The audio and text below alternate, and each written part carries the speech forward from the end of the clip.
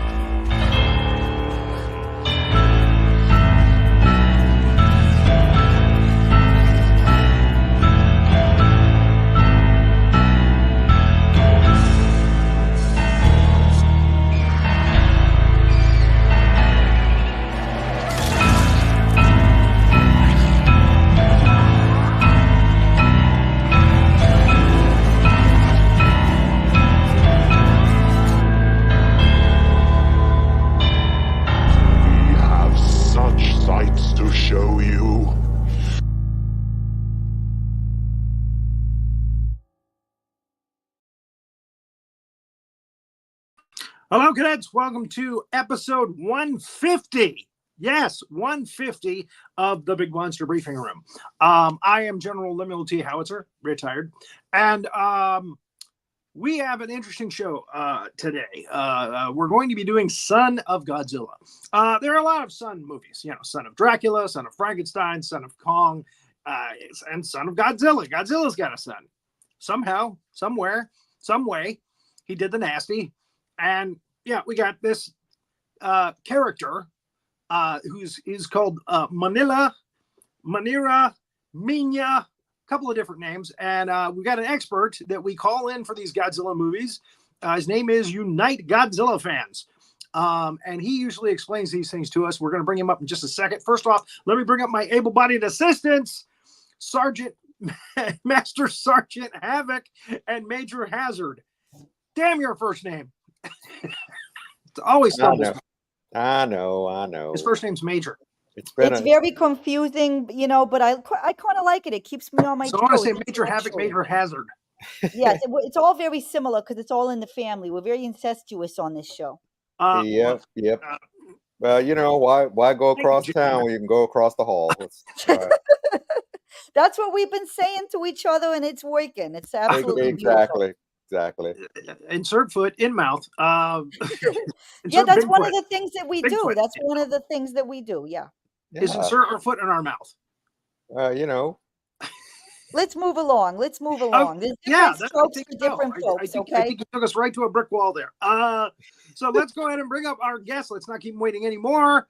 Unite Godzilla Fans. There he is. Reporting for duty. Welcome, cadet. We're always good to see you. Always a pleasure. Times talking about the smog monster and Guy. Well, we haven't done Guy Gan yet. King Ghidorah and others. You've been on the show several times, and always a good time. Always a pleasure. We're gonna do Son of Godzilla. We're gonna go from the beginning to the end. We're the cliff notes of monster movies and horror movies. So we're gonna go from beginning to end. So spoiler alert, you're gonna see everything.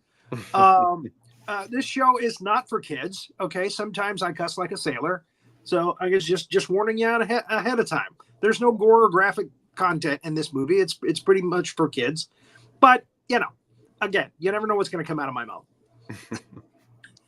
So, and I tell my guests, it's safe to say whatever you like. We're on cable, so we're on YouTube. You know, who's going to know? There we go. This is a Criterion Collection entry. Believe it or not, Toho. Most of the Godzilla films are actually Criterion Collection now. I think except for the Heisei era and they're worthy. After that, I think it's all Showa currently. Oh, you were talking about Showa. Yeah, Showa. That's the first series of Godzilla films. They go from 54, the original Godzilla, through Terror of Mechagodzilla, which is 75, I believe. Mm-hmm. Yep. And all right. So at the beginning of this film, we see an airplane going through a storm over the ocean. And surprisingly, the pilot is Ultraman. This is actually the actor, yes, that did play Ultraman. He was a Toho character actor, or what were they talking about on Two Guys and a Gal talking about movies the other day? Day players? Contract players. Contract players, yeah. Contract. These are guys that, you know, they will show up in everything, you know, because they're paid a certain amount of money every month, and that's it. You know, they don't get any special money. Again, later after he played Ultraman, he shot up the list and he was probably getting paid more money. But looking very dashing as the pilot here. There's several other contract players in this scene. The navigator, the radio guy, the co-pilot. They're all character actors that have been in most of the Godzilla films, the Showa series Godzilla films. So they're getting some kind of radio feedback. There's some interference. And it turns out it's Godzilla. And Godzilla, they almost hit Godzilla. There he is in the windshield. Gah! Yeah. It's an ugly face. Turn a corner and be looking at that, will you? Come on. Yeah. A face only mother to love. Hazzard, it was the first time I didn't say it first. I can't even believe it. It's like he read my mind. He's psychic. Yeah. He's been on so many times. He knows our jargon. He knows what's going on with us. I love it. I love the big googly eyes that Godzilla has. Yeah, this movie and the last one, the one he was in with Ibira, the sea monster, the giant lobster. He had kind of Muppet eyes. Yeah. His eyes were a little, like ping pong ball eyes. Yeah, it's like Godzilla made, by Jim Henson. Well, when after Monster Zero, they were cutting the budgets of these films, to try to save some money. So a lot of the fights and stuff are on islands. They're out in the, in the jungle and stuff. Yeah. It's easier to trample, tiny trees than it is to, trample, meticulously created giant buildings or human-sized buildings, but they look giant when you know what I'm talking about. The magic of movies. So that was expensive. So, the special effects and the creature costumes and stuff, they kind of, as a matter of fact, this one, they started using. Well, actually, I can't say that because Atragon, Manda is kind of a puppet. He's kind of a marionette kind of thing. So it's not the first film, but they definitely utilized that in this film with Kamunga, which is a giant spider called Spiga in Destroy All Monsters. I don't know why. American version. That's why. And I like the name Kamunga. It just has a kind of a kind of cool sound to it. Anyway, it's giant spider and the Kamacuras. The Kamacuras are giant praying mantises, and they're kind of like marionette puppets. Yeah. In the I watched the English dub version of this training film, and they call it Spiga. They call the giant spider Spiga in that one. In this movie. Really? Yep. But that's the English dub. Yeah, these are from the Japanese version actually. These screenshots, they call it Kamunga, and Toho calls it Kamunga, on their like licensing sites and stuff. So Godzilla is not happy. He's he's stuck in the rain, and they say he's heading for this particular island. And that's the lead into the title card, Son of Godzilla, and then we see the island. See, told you. Ta-da! Island. Now, I don't know if they use a different island in every movie, but it sure does seem like they use the same damn footage of an island for like Mothra, Godzilla versus Kong, all these. It looks like the same island. You can almost see the minnow right there in the. Yeah, sit right back and you'll hear a tail. This movie's cool because the ocean itself is where when Toho they used stage 9, which is like their biggest pool ever in that whole lot. Yeah, that's the big one. So this is stage 9, and it's massive. It's truly massive, which is just amazing. Yeah. I think they shut it down recently, though. To be honest. Oh, really? Yeah, I think that after -1 and whatnot, I think Toho is gonna stick with CGI work and whatnot. I mean, okay. Listen, it won an Oscar, so good on you. Go for it. But they definitely have been. Yeah, Deservedly so. So they didn't use the big giant water tank in Godzilla -1. Unfortunately, not. Okay, because this was all special effects. There's actually a short on YouTube. If you haven't seen it, watch it. You're gonna be like, I had no idea. Literally everything is on one platform that they're using, and I mean the special effects team was fucking amazing with this film. Wow. So, yeah, it's if you look up Godzilla -1 VFX on YouTube, it'll come up, and you'll just be like, I had no idea. So everything was green screen. Close to it, to be honest. Yeah. I mean, listen, Godzilla's right over here. Look at the ping pong ball. The budget was $15 million, so I mean, wow. Yeah. That's expensive for one of these kind of films. Give or take, I think. I don't know if you adjusted to 1966 years or 67. This was 67, right? Yes. So this movie cost, let me see. I have my notes here where they're at. Again, we have some lovely shots of the island. 900,000. What's that? 500,000. 900,000. Oh, 900,000. Still under $1 million. Yeah. Wow. For this. Wow. I'm really surprised. That's wow, they really did cut the budget. So Tsuburaya definitely earned his money on this one. Yeah. Because again, the monster effects are very entertaining in this. I think even more so than Godzilla versus Ibira, the horror of the deep. And again, I guess some of that goes to the fact that the kaiju are interesting. You know, that there's something I don't know, lethal about them, especially Kamunga. I feel like this is when Toho stopped doing acid and everything, and it's like, all right, let's go into like the animal kingdom and pick out something, because the acid is just too much right now. So. Well, they'd already done 2 King Ghidorahs back to back. So there you go. Yeah. I guess this is kind of like the For Your Eyes Only of the Toho of the Showa series. They decided to go back to basics. Yeah. And it was effective. It worked. So here we have the sets. This character actor, Tadao Takashima, was actually in King Kong versus Godzilla. He plays Dr. Kasumi in this.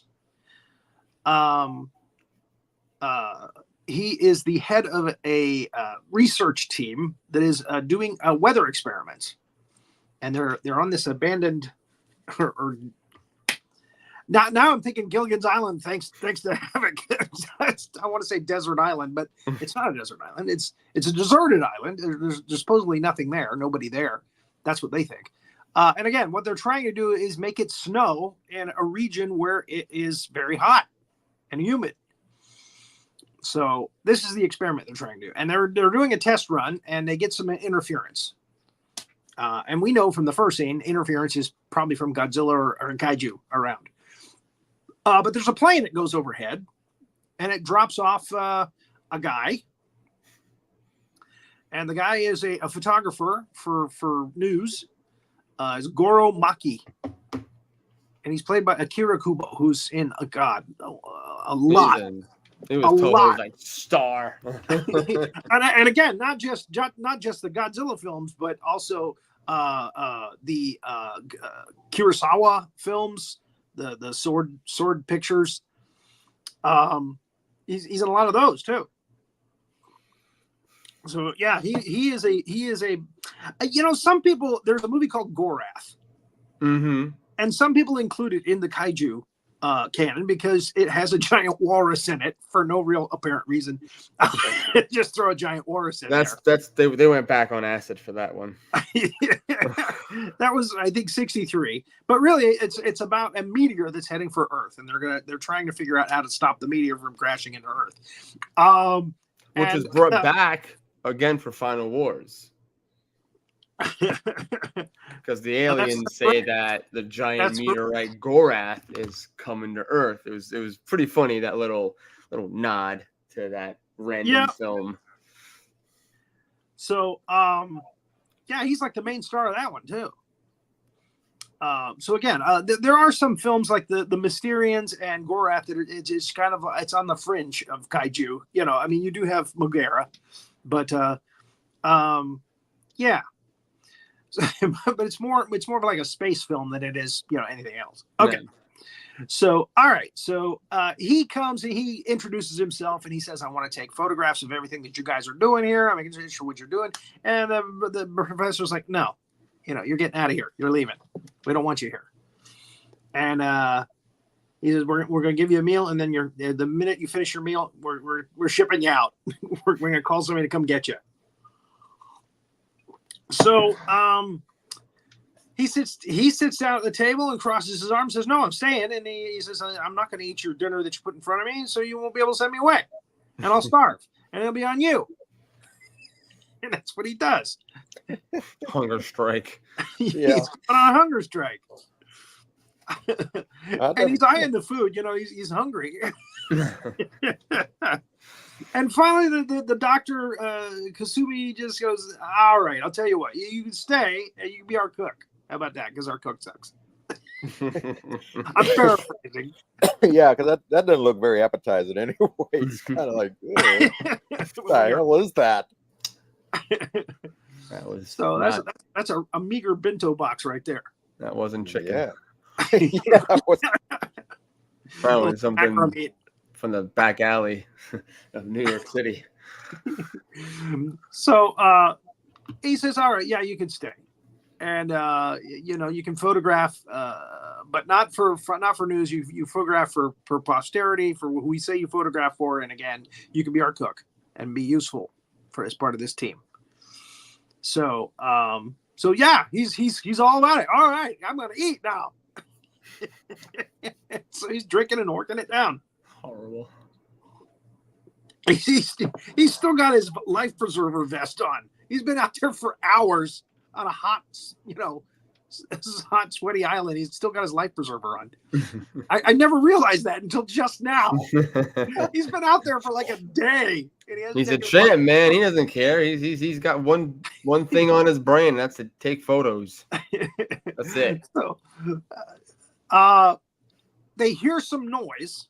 It's a familiar noise that kind of drives him. There's one character on the island. He's a little on the crazy side. He's got the fever. He's getting the fever. Furukawa, yeah, he's got cabin fever, island fever. He's played by Yoshio Tsuchiya, who's again one of those actors just about everything in Japan. Mm-hmm. He's done a lot, and a lot of Godzilla films. Yeah, he's comes out with a gun, and you know this establishes he's kind of a guy with a gun who's kind of crazy. Like, don't get in front of him. Yep. And it's the Gamakuras, but they're like human size. It's like a praying mantis, but it's 6 foot tall, and they're out there, or maybe 7 foot tall, and they're out there in the jungle, and you see the glowing eyes and everything. And so that goes by. So the next day, he's Goro. I'll just call him Goro. He's got to go out and look for plants and stuff for cooking, and he sees Rico, who is the island inhabitant. Played by Biberi Maeda. This was the only Godzilla film she ever did that I know of. Yeah, I don't think she was in it. I don't think she was in anything else. She seems like she's one of those actresses they call back in for the Heisei series, but you know, I don't think she did any. I think she just did this one, and she's nice eye candy for this film. As I usually say when a really attractive actress shows up in one of these training films. My little Roy Orbison thing. So he's trying to tell them about her at dinner, and they're like, yeah, right. You saw a beautiful girl. They think he has like West Nile virus and just hallucinating some good looking woman there. It's like, you've been in the sake too much, man.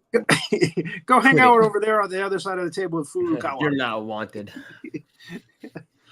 So it just kind of falls by the wayside. You know, I'll prove it to you. I will. Also on this team is Kenji Sahara, another actor that's been in just about every other Godzilla film. He plays Morio. He's one of the team. And yeah, they have this little dinner scene where they're talking about doing the experiment. And they're really excited. They're going to finally do it. And Furukawa is happy that they're going to do it because that means they get off the island soon, and he's ready to get the hell out of there. And that's we established that in the scene that he's not just crazy. He's got island fever. He wants to get the hell out of there. Yeah, he hates it. So, by the way, Godzilla in this was the person that usually plays Godzilla in the Showa series, the early Showa series, up through Gigan, was Haru Nakajima. Yep. But for some reason, this film, I have 3 names that were listed on IMDb: Saiji Onaka and Yu Sakita also played Godzilla in some scenes. Now, that's interesting because this Godzilla that we're going to see here in a minute looks very different from the other Godzillas. The head is much smaller, more prominent teeth. A lot of people bust on this costume. And I'll tell you, I've got a theory about this. This is not the Godzilla we normally see in Godzilla films because it's the mother. It's the mom. It's Godzilla's wife. That's my theory. That's an interesting take. That's a new one. So yeah, because in the next film, he goes back to the 1968 suit, which looks great. You know, longer neck, looks more, for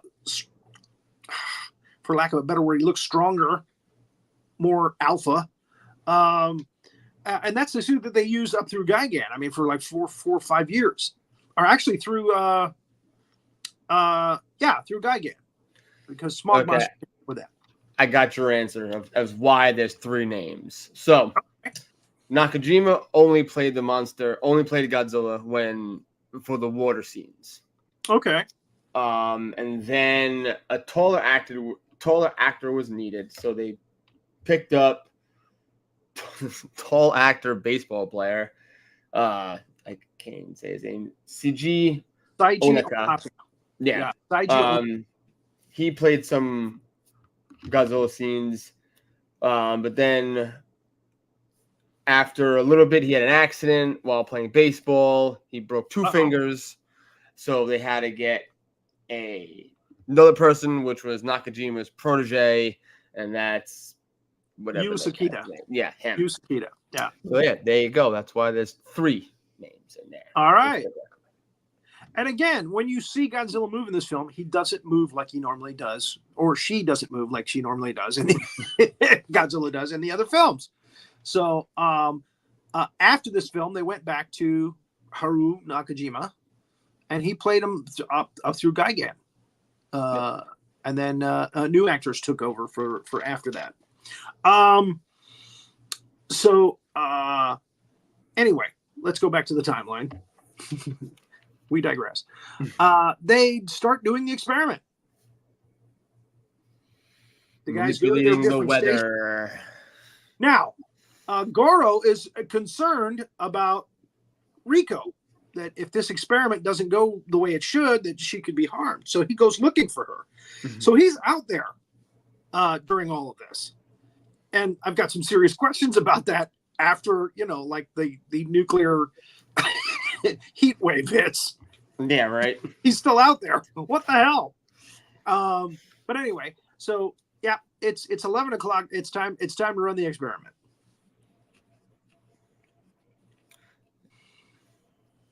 So they open up the top of one of the buildings, and a weather balloon goes up with an explosive charge with some kind of chemical that they're going to seed the clouds with. This is why we have conspiracy theorists believing government can fuck around with the weather because of this shit. Jewish space lasers. Chemtrails. Yeah. I mean, they could. I mean, I'm probably one of them too. I believe they could. So fuck me. But, yeah. Well, to a kid watching a Godzilla film, yeah, this makes total sense. Oh yeah, absolutely. I mean, if they had the why technology, are they doing this now? Why are they not doing this now? So yeah, they show the balloon rising up, and everything's going well. By the way, the guy seated there, he's in Destroy All Monsters. He's in a couple of movies, a couple of the Godzilla films, but this is probably the biggest role he's done in a Toho Godzilla film. Is this little guy right here who And I forgot that Akihiko Harata is the radio guy for the group. Mm-hmm. Fujisaki. And he is, of course, Dr. Serizawa from the first movie. And again, he's just about every other Godzilla film. He's there somewhere as a government official or another professor. You know, later on, he was like mad scientist and stuff. Okay, so they send the balloon up, and then they've got some yellow stuff that was left over from Godzilla versus the Sea Monster. They spray it in the air. Terrible. And again, $900,000. I mean, you gotta admire Tsuburaya for creating stuff like this. That's cool to watch, and oh yeah, very inexpensive. It looks okay, great. We make toy towers that spray yellow. There they are. Fantastic. They did a great job. Yeah. I mean, that looks pretty cool. Yeah. The quality of the miniatures are still really, really good. Yeah. Oh yeah. So Goro is still out there. He's already wiping sweat off of his face. Wait till what happens in about 2 minutes. Yeah, right. So they set up another balloon with another explosive thing that's supposed to trigger something else, some other chemical or something. And then they start having the interference, the kaiju interference, some kind of signal. Now, what they don't realize is that it is a baby Godzilla calling out to its mother.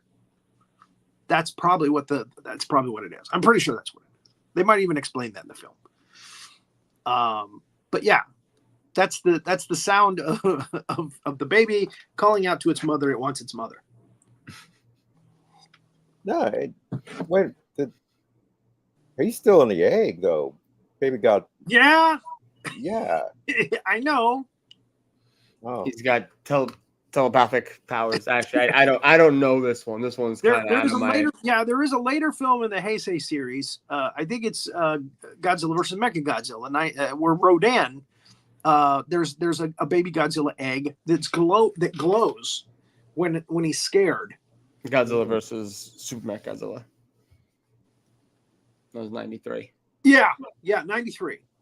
Mechagodzilla 2 is what they called it for a while. So now it's called Super Mechagodzilla. That's what I've been calling it, because honestly, putting that 2 in there confuses the fuck out of me. I know. And then a couple of years later, they do Against Mechagodzilla. Oh, okay, that makes it different. So that was right before SOS. So unfortunately, the interference causes the second bomb thing to go off at the wrong time. And now the reverse reaction happens. Instead of getting snow, they get like this heat rain. Like, I'm not going to say acid rain, but it's like heat, really hot rain, like super hot. So it's boiling rain, and they all, again, Goro's out there. I don't know how the hell he survived that. They never explained that. He just shows up the next day going, hey, ready to take pictures. Wait. See, there he is. So they're all like, oh, so hot, and they're in their tank tops. I'm sorry, you were going to say something? No, I thought he had fallen in the cave, but that comes later. That comes later, yeah. So that's what I'm saying. He didn't know where Rico's cave was. So somehow he must have protected himself. He must have gone, because there's like boiling. It looks like lava, like boiling water rushing around, flooding the island and stuff. So he must have found a way somehow, but they don't explain it. So anyway, the next day he's taking pictures of the doctor, Kusumi. What are you going to do from here? He's kind of interviewing him, and a giant Kamakura. These things are not 7 foot tall now. They're like 70 foot tall now. Somehow the radiation from the experiment must have made them giant. So a Kamakura shows up, and they go to one of the towers and kind of hide around the side of it while this thing goes by. And it goes by, and it turns out that it's heading for a spot where there's 2 other Kamakuras, and they're digging at this little mini mountain, and what's in there is an egg. Kind of like a Mothra egg, but not as big. Mothra can squeeze out a big-ass egg now. Yeah. Man. So they uncover the egg and they're pounding at it, and they want to eat what's in the egg, but it's a tough damn egg. Because I'm telling you, they're pounding in this thing. They have a night scene. They come back. Yeah. It's day again. They're pounding this thing for like a whole day. Like 24 hours. They can't get the fucking thing open. They're not that smart. The claws just keep slipping off the side of the egg. Ah, damn it. Ah, why I wanna. It's like the Three Stooges of Kaiju. I never thought about that. That's funny. They're poking each other in the eye. One of them puts his claw up in the man. Yeah, right. The other one's just like, ah. So, all right. So that night at dinner, Rico shows up. I want to say Rico. I don't know why, but it's Rico. Rico shows up, and she has stolen some of their clothes. And they put the flashlight on there. And, of course, Goro's like, see, I told ya. Super hot babe on the island with us. Come on. And they're like, oh, hey, oh, he's right. There is a girl. So here it is next morning. They're still going at it. And they're still going at the egg. They finally crack it open. And there is Kenji Sahara as Mario. He's out there with Goro now. And they see that the Gamakuras have opened up, and it's a little baby Godzilla. It's like, yeah, how did Godzilla have a baby? There's only one Godzilla, right?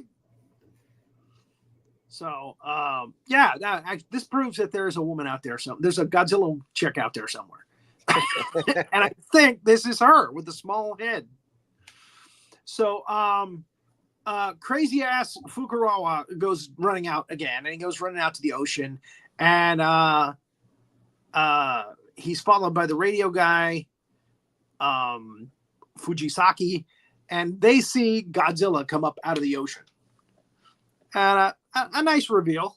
This is a nice entrance, and it's this is Haru Nakajima. Mm-hmm. It's moving like the Godzilla we see in the other films. So, and that suit is actually the water Godzilla suit. So it doesn't look like the Godzilla we're going to see in a minute. So yeah, this is it's a water suit. They have the same thing for Kong. They have a Kong water suit too that looks really ridiculous, but it's evidently sealed so the water doesn't get in the suit. So, okay, look at that head. My God, look at that tiny cranium. No big teeth there. Big teeth. No brain. Big teeth, no brain. So, looks very frog-like from the front too. When they turn their head, you can see the front. Yeah. So these Kamakuras about to eat the son. The mama goes, "No way. Yeah, get out. Yeah, no. Not today."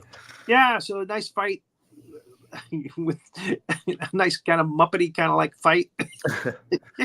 This is where Jim Henson came into play. It's funny, but when people talk about this Godzilla versus the sea monster, they say it kind of feels like the Muppets. I guess because of the eyes. Okay, I could. Yeah, but see, I don't relate Jim Henson to just the Muppets. I go to more of his darker stuff like Dark Crystal. Oh yeah, and whatnot. So that to me, like, huh? On Saturday Night Live, in the first season of Saturday Night Live, he did some sketches too with some kind of Dark Crystal kind of characters. Yeah. Yeah. And Chevy Chase hated him. He just couldn't stand them. Oh, if it's the Skeksis, man, I don't blame them. Them some ugly motherfuckers. So they were funny. Love them, but yeah, huge fan. Side note on that one. So yeah. So okay, so Godzilla takes out a couple of these Kamakuras right away. I mean, they're not really a match. It's kind of like Mothra, it's not really a match. No. It's pretty one-sided. So yeah, he's flipping them all over the place and beating them down. And of course, when he starts to use his atomic breath, game over. Yep, that's it. Scorched earth, motherfucker. Yep. So the baby is adorable. Mama, and he even says, "Mama." So I'm pretty sure that's the mom. So we see the Gamacras trying to fly around. One of them gets zapped. Bug Zapper 3000. There you go. Yep. Yeah, they won't be hanging around the porch if you got Godzilla there. No. So Godzilla fought Megaguirus in, was it 2000 or 2001, one or the other. And I'm guessing that was kind of more like a mosquito, I guess. Yeah, in a sense. You can say that, definitely, yeah. But these are praying mantises. So, and he's making short work of them. Or she's making short work of them. Yeah, I think you're right. I think that because you look at the little back scales there, they're kind of smaller than what you usually see on a Godzilla. Here's the other thing. At the end of the film, she's very motherly with the son. Yeah. And that's all I'm going to say right now because we haven't gotten there yet. But yeah, she's very motherly. Brings him in, cradles him in, and we'll get there in a little while. So that's another. She seems very motherly to me in this. So the Gamacra, the last Gamacra that's left, takes off. He's like, oh shit, gets out of there. Bugs out. Very good. And the poor little son of Godzilla is trying to keep up. He can't hang. Nope. But the mom kind of takes off ahead of, and he meets Rico. And there's some big yellow giant fruit there of some kind that she feeds to him. It's not a coconut? I thought it was a coconut. Is that a coconut? I don't know. I mean, it's a radiated island. I feel so. There's a giant fruit like that. It's kind of like a grapefruit, but much bigger. Yeah. So in Asia. So I'm guessing that it's kind of like that, but like you say, maybe it's even a little bigger because of the radiation. I don't know. It's only been like a day since the experiment, right? Well, because that's why they explain why Kamacuras was so large because of the radiation, and that was certainly grew fast. Yeah, he seconds. Well, who knows? It's a monster movie, so a nice little Woody Allen moment for you there. Yeah, right. With seconds, they grew in seconds. Like that. That was great. Thank you. So the Godzilla comes back and lets it ride on its tail. So this is the first stage of the infant baby Godzilla. Yep. So it's out of the egg now. It's and it grows real fast. Now the actor that's playing Minya, I will say Minya. Yeah, I go with Minya. Is Little Man Machen. Is his name. He's a dwarf, and he plays Minya in all the movies, though, in these early movies.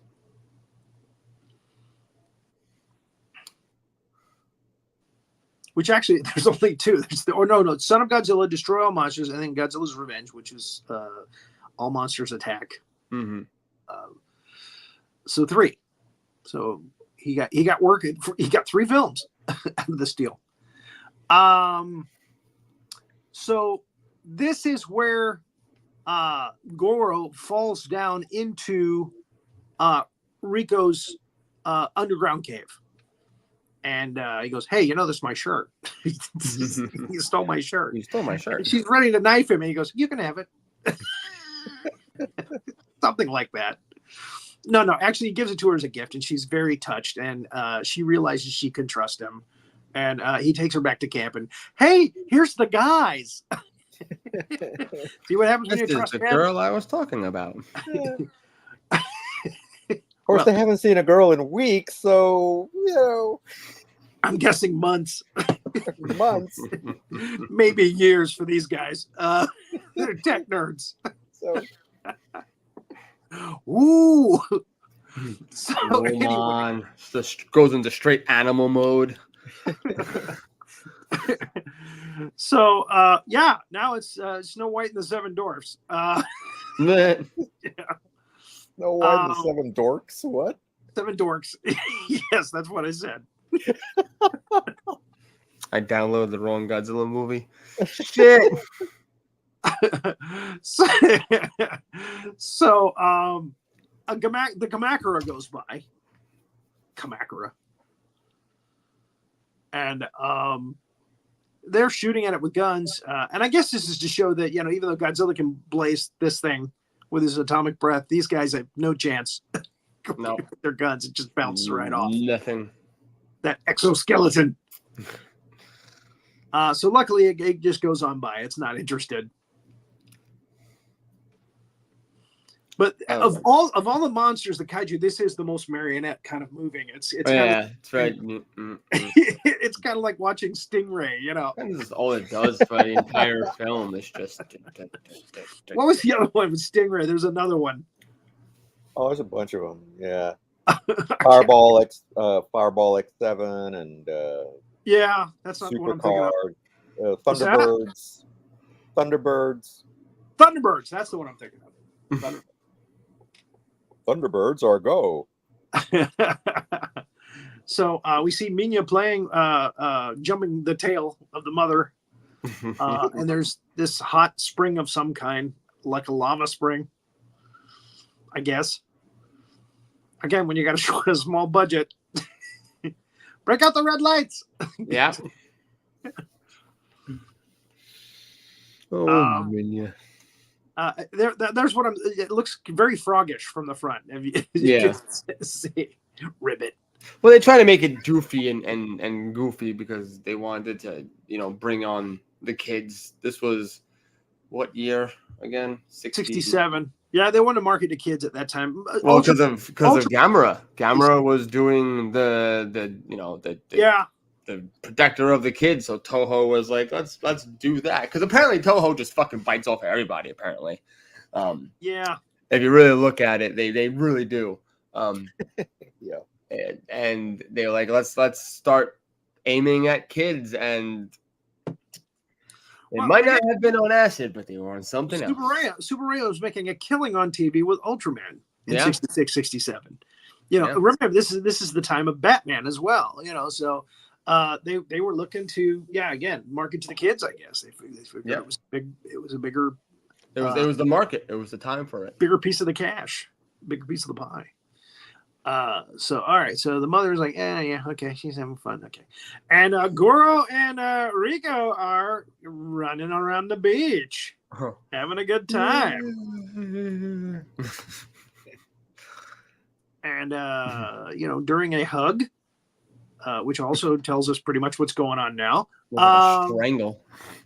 Minya shows up. Well, let's face it, she's been there for a couple of years without men, so works both ways. So everyone's just horny in this island. Great. Well, and he's not a tech nerd. He's a handsome photographer. Yeah, baby. Show me. Yeah, baby. So he gets some while the other ones watch. Is that what we're talking about now? That's what I'm thinking. Taking fucking notes with a little pad. So now he's like, oh, a monster, and it's Minya, and she shows him, hey, look, I got a trick I do with him. I feed him. He said, puppy. And then the mom shows up. What the hell? Right? Why did you stray off? Why did you wander off like that? As mothers do. That's exactly like what she's saying, doesn't it? Yeah, right. You stay close to me. Do you hear me? That's right. He throws a temper tantrum here, too. Parenting 101, just grab your child by the fucking tail and drag them along there because Dyfus ain't going to get a phone call if you're a person. Shit. That's exactly what happened. It just grabs him by the tail and says, all right, let's go. Yeah, come on. Drags him off. Pissing me off here. Screaming. And, he makes all kinds of weird... There's one point where he sounds like a donkey. Yeah, I think it's that scene actually where he's kicking his feet. The baby Godzilla sounds. Yeah. They tried to make it very babyish, but they just made it fucking disturbing. That's not a child sound. You could have done better, Toho. Come on now. Let's go. Sounded like all right. So yeah, she drags him off, and it turns out that what was the fever that you said earlier? Was it West Nile fever? What was that? The yellow fever? Is that yellow fever? That's yellow fever, right? Well, they've got some kind of fever. Yeah, all of them. They're going nuts. They're sweating like bullets, and they're going nuts. So they decide. Rico says, "Hey, there's some red water over by the lava lake that actually helps cure that. So Goro and I will go out. Wait, when I charge, right, Goro?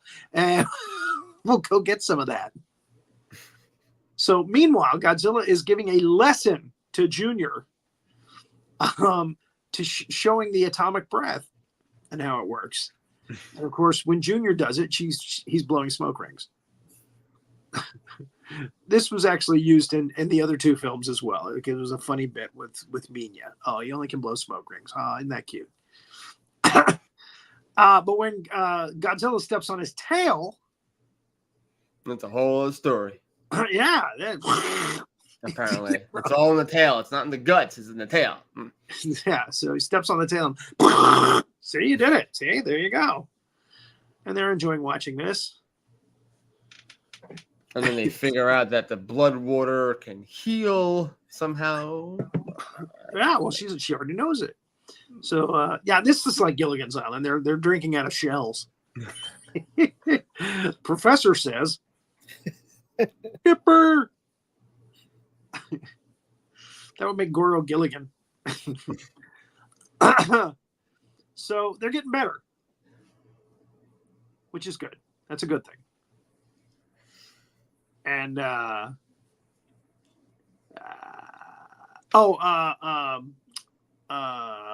crazy guy, Furukawa, kind of goes nuts, and he actually shoots Dr. Kasumi in the arm. Yeah.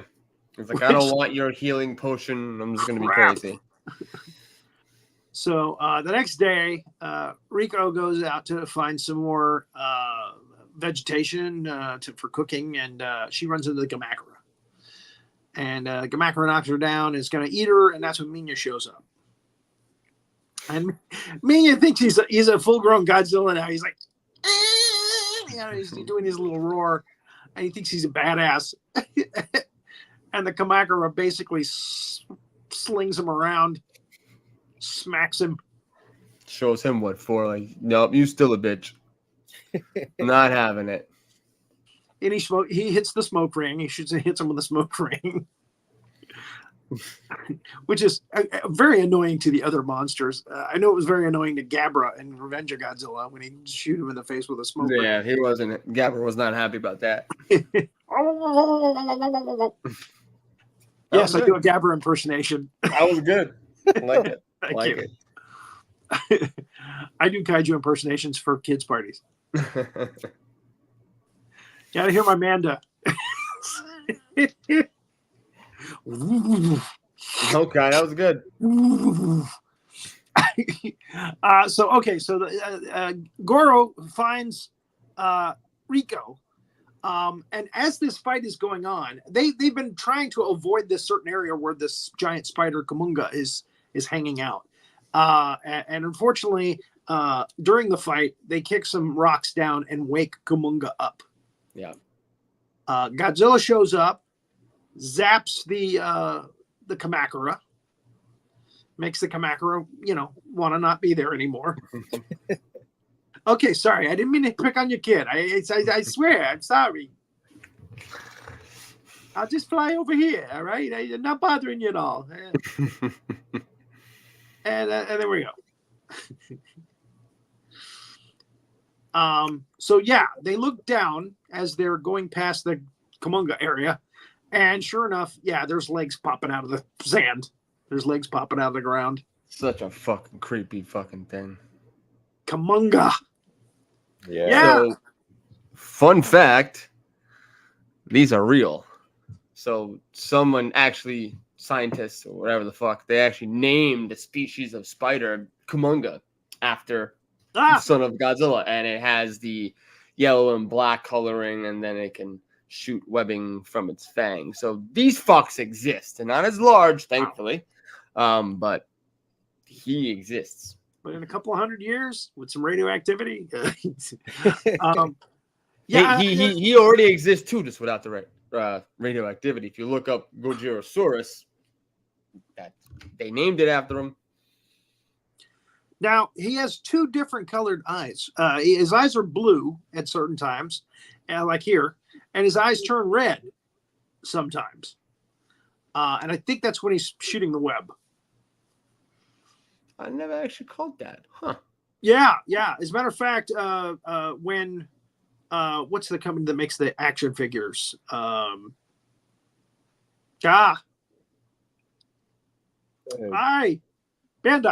When Bandai made the figures for Kumonga, they made two different ones. They made one with the red eyes and one with the blue eyes. Interesting. So they're trying to get away, but of course Kumonga is like, "Hey, I'm gonna spew on you." He hasn't seen a girl in several years either, so he spews all over Rico.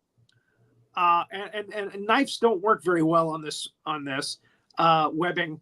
But actually he has a lighter on him. Goro has a lighter on him, and it cuts right through it like butter.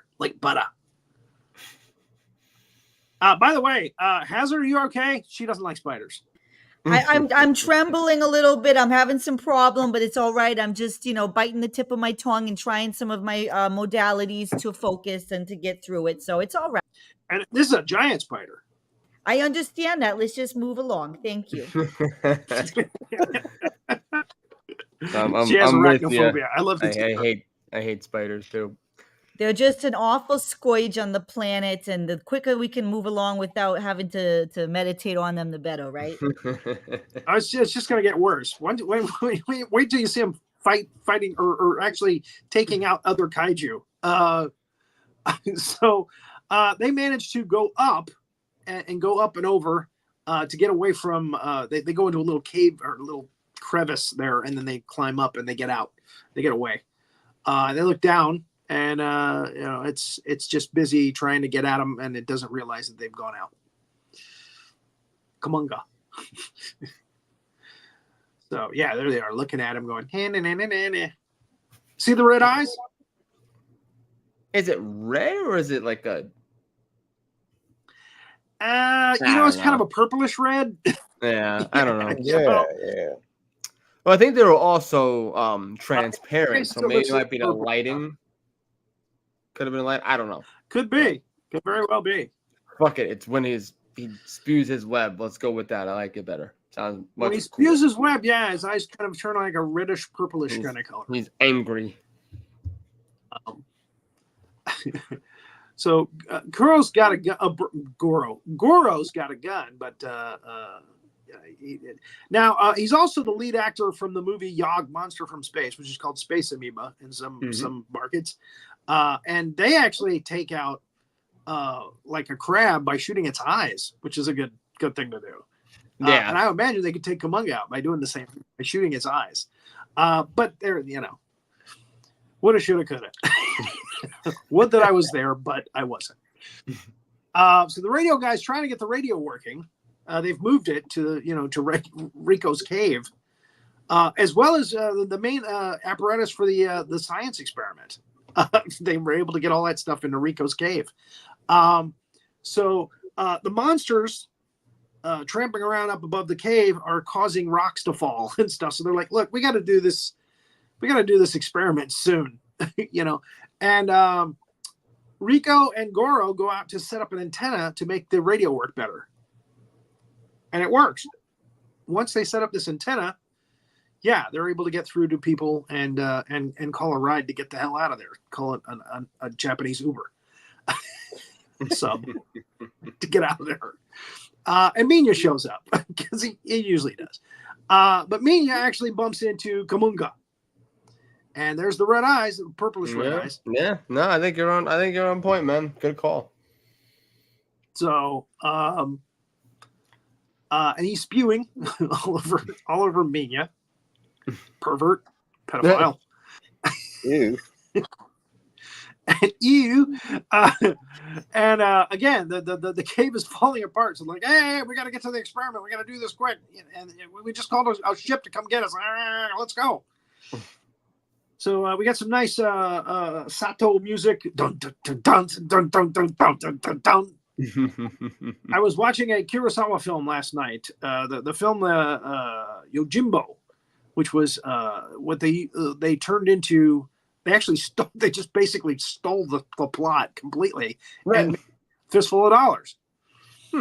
And I was surprised. I said, this music sounds familiar. It's Maru Sato, the guy that did a lot of the Godzilla, a couple of them. Okay. So interesting. For me, I guess. So radio guy, Dr. Serizawa, Fujisaki, is calling that Uber, and Mina is getting spewed all over. He's getting all sticky. Terrible. Getting all sticky. So he falls on the ground. He calls for Mama. Mama's boy. Suddenly it turns into a Bukkake film. Bukkake. I definitely downloaded the wrong Godzilla. It even sounds like something you'd hear in a kaiju film. Oh, it's Bukkake. That's what they should have named Kamunga. Ugh, terrible. Not for kids. Not for kids. No. No, not at all. So, I mean, if 8 guys and 1 girl wasn't the hint, and usually in that scene, you hear a certain type of music. I'm sure if you go into a Japanese X-rated store, you'll find Son of Godzilla, the X-rated version. You'll find the triple X version. Log on to the site every dude uses nowadays. You'll find this in the thumbnail. Fuck it, 8 dudes, 1 girl. Giant monster.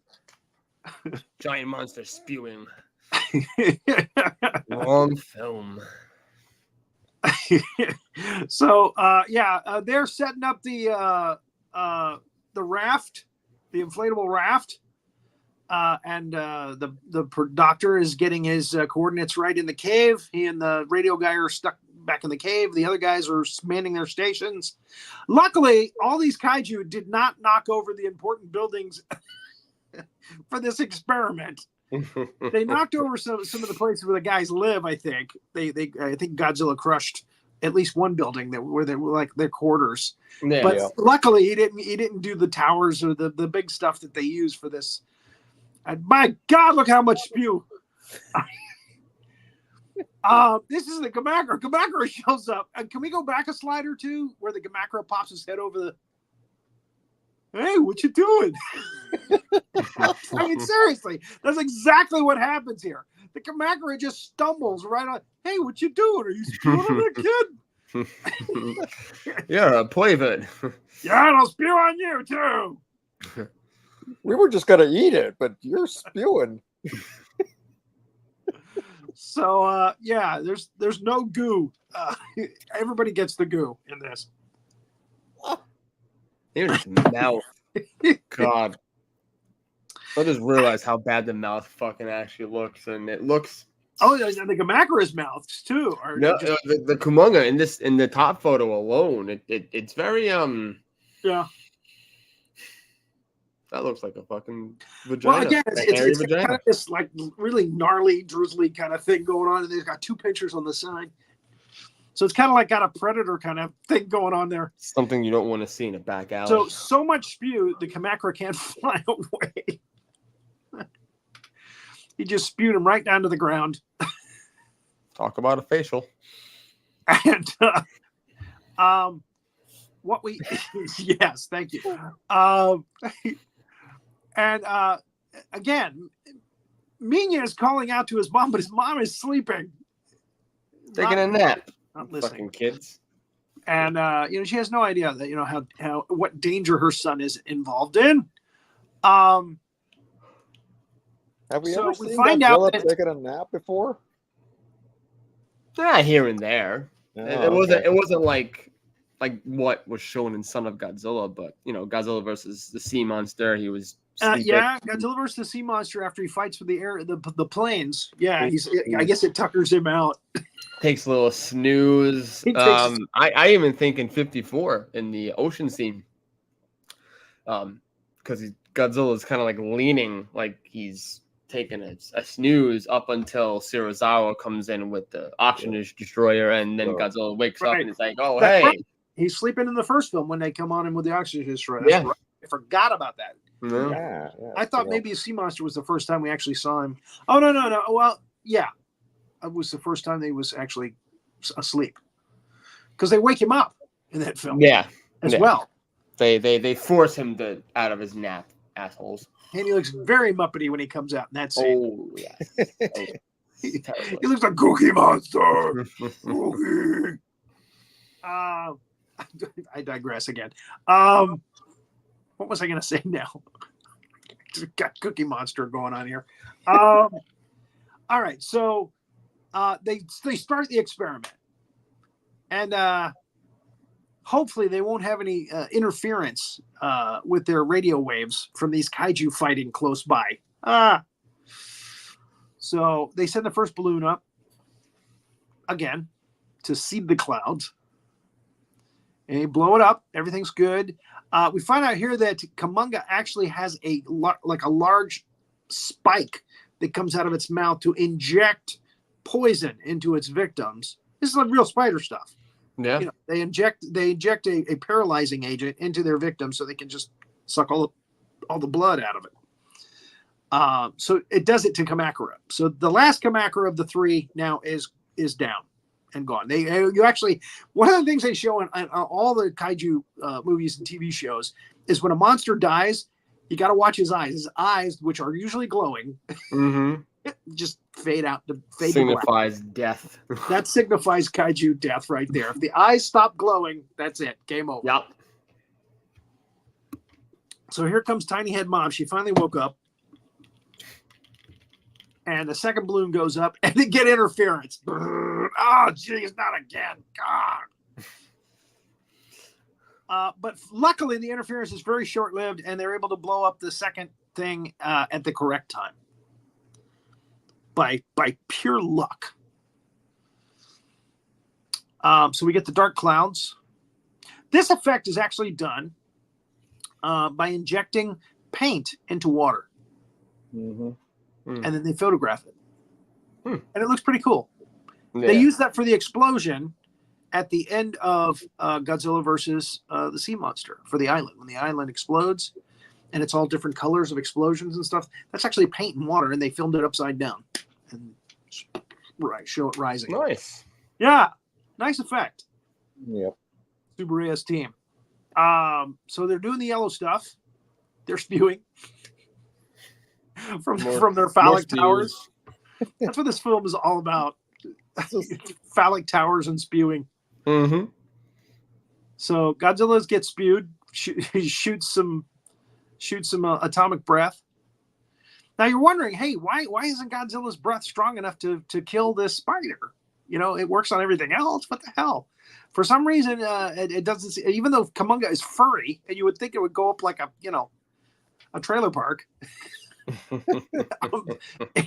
It rolls over a couple of times. They actually drag this fight out kind of a bit, and I say that lovingly.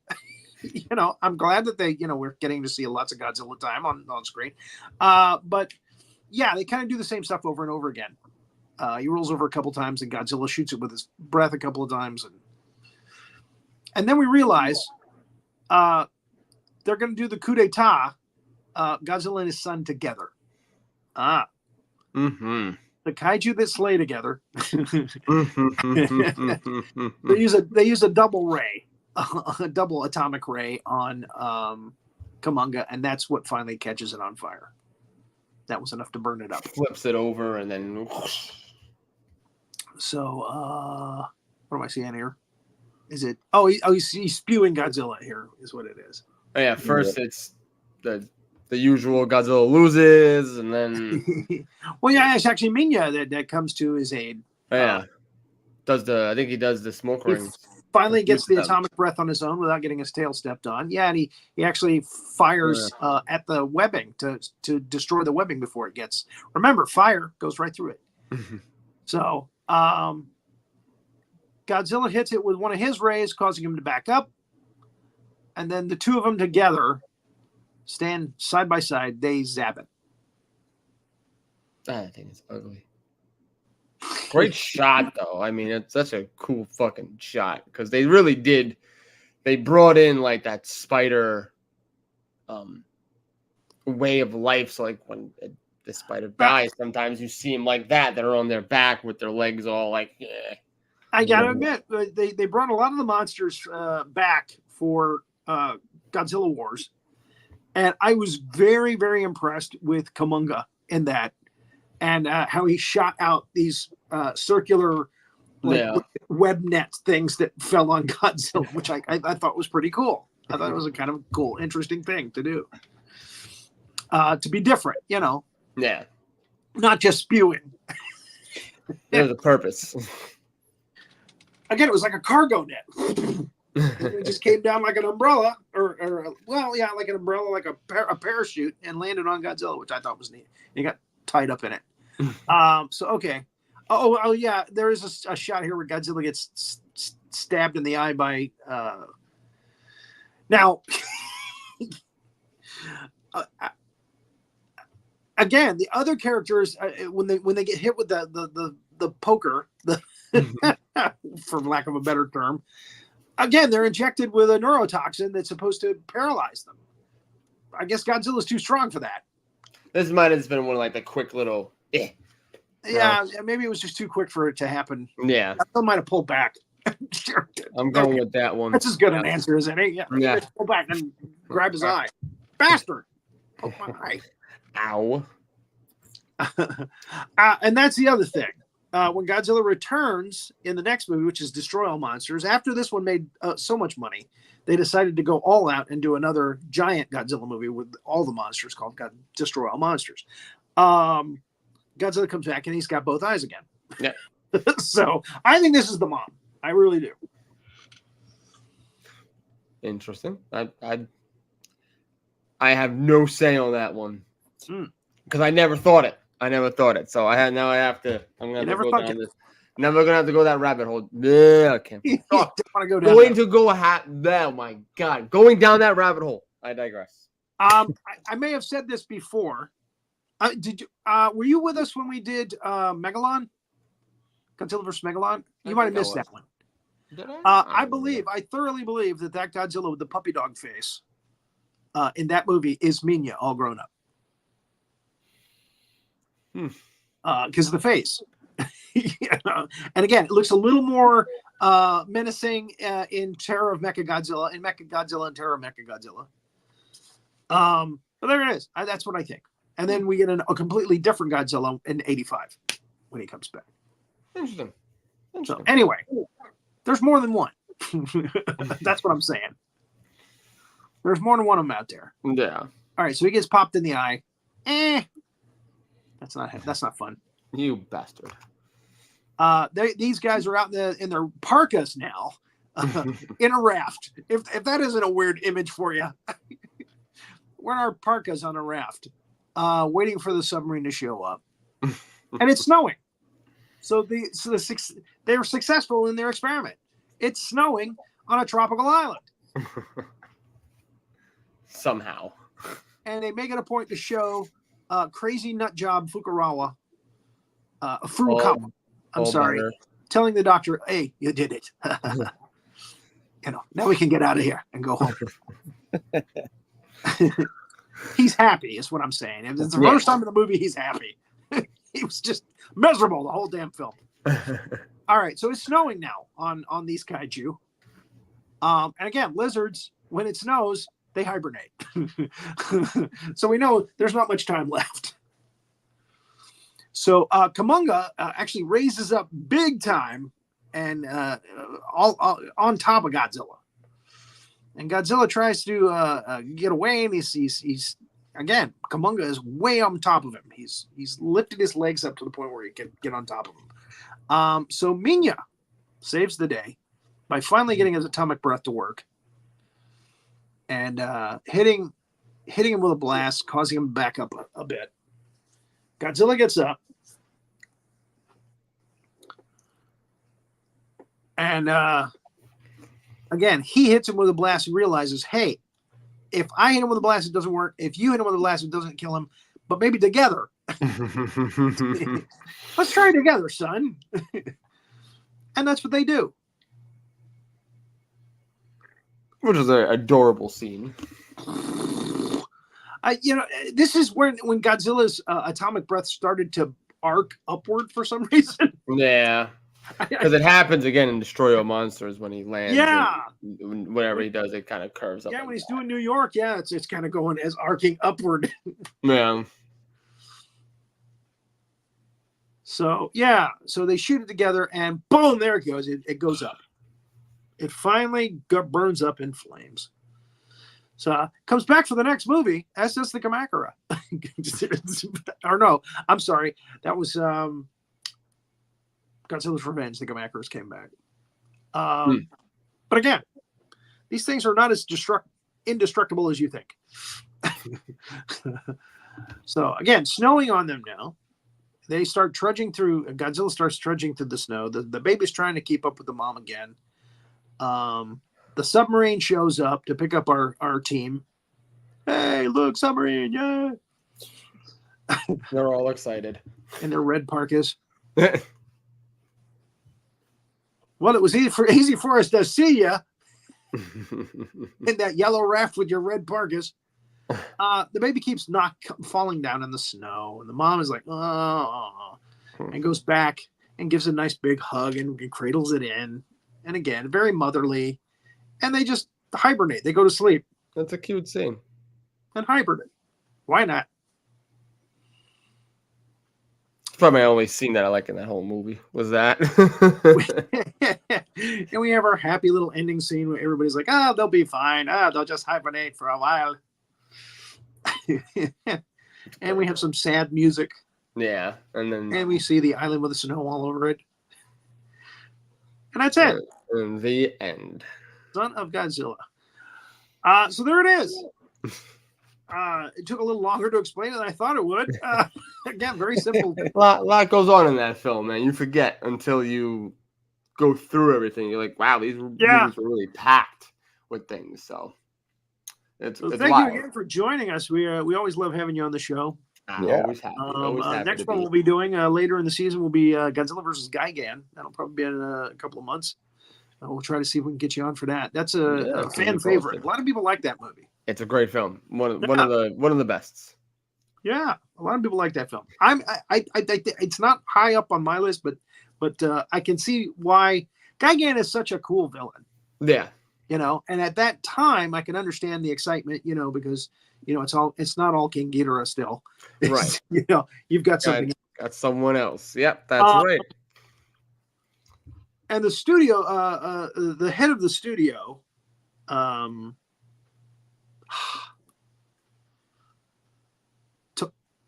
begins with a T. Toho Studio? No. The producer. Oh. Tomoyuko. Again, anyway, he was so aghast at Godzilla versus the Smog Monster, the Hedorah. He just didn't like the film. He was banned. Bano was banned. So Bano, the director, had his own ideas, and the producer just didn't like what he had created. Yeah. So he wanted to go back to the basic what they did with these movies. So, and again, keep the budget down. You can see it's kind of a lower budget film. Yeah. It plays like an Ultraman episode. It really does. Yeah. And I think it works for what was going on and the time and everything. It worked. Yeah, you got Anguirus, you got King Ghidorah, you got this new badass Gigan. So looking forward to doing that one with you. So that'll be a little while down the line. All right. Thank you, folks, for tuning in and to episode 150, Son of Godzilla, here in the Big Monster Briefing Room. Hazzard, thank you for making this work like a well-oiled machine. Thank you so much. It's a pleasure, except for, the arachnophobia was a bit of a downer, but I did love the mother and the child bond, so I was very conflicted for this one. It was a lot of extreme emotions on either side of the spectrum for me, but that's all right.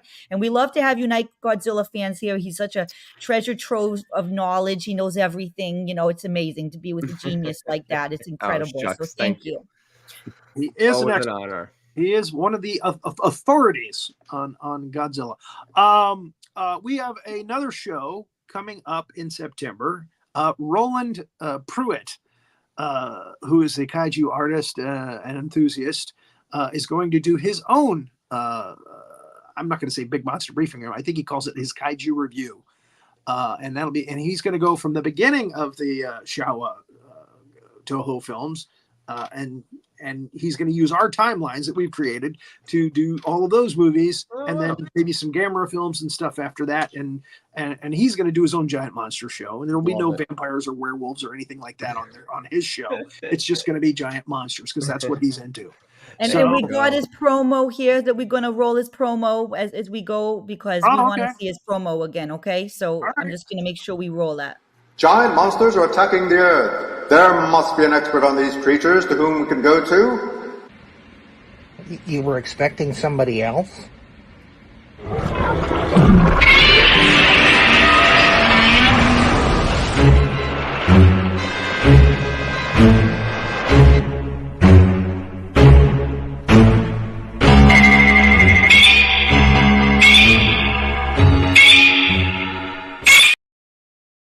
Well, Godzilla seems happy about it. So there you go. So that'll be coming up in a couple of weeks. And I'll start with the very first Gojira, the very first Godzilla film. Hell yeah. The one that started it all. Mm-hmm. Damn right. All right. Again, Unite Godzilla fans, you can find them on Instagram. Anything coming up that they should know about? Nothing really. Right now everything is quiet in the realm of movies and everything. New figures are happening left and right, but everyone can, check that out on their own. Check out the page for updates and news and all that fun stuff. Happy to talk to everybody. All right. Thank you so much for coming on. Thank you, Havoc, for being here as always. And keep an eye out for those big monsters. This here's Master Sergeant Havoc. Thank you for watching this episode of the Big Monster Briefing Room. Now, why don't you go ahead and give us a like and subscribe to our channel and ring that notification bell next time a big old giant monster comes calling. See y'all later.